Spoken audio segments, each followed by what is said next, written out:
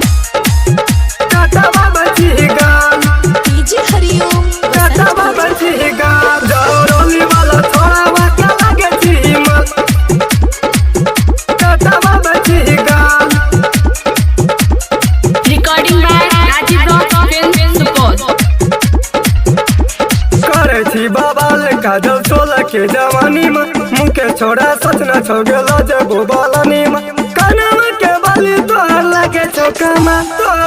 चौकमा जिला सुपौल वाला छोड़ा के लागे छी मत निरमलिया में झकरा गरा बचीगा जौरोली वाला छोड़ा के लागे छी मत निरमलिया में झकरा टाटा बाबा जी गान टाटा बाबा जी गान टाटा बाबा जी गान जौरोली वाला छोड़ा वाक्य लगे जी मत टाटा बाबा जी गान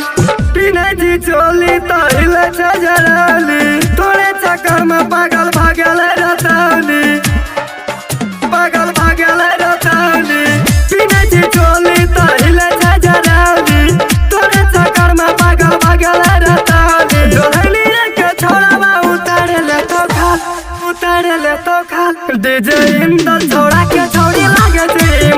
निरमलिया में झकरा गला बची गर जौरोलिया वाला के छोड़ी लागे जी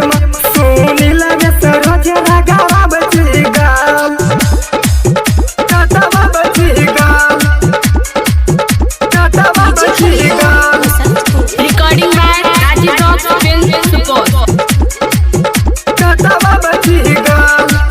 होट लागे जो तोहर बर्फी मिठाई छोटो न तोरा सिंगियन वाला भाई होट लागे जो तोहर बर्फी मिठाई छोटो न तोरा सिंगियन वाला भाई राइटर विनोद भैया के बन गेला माल मुँह के सब सरोज रागा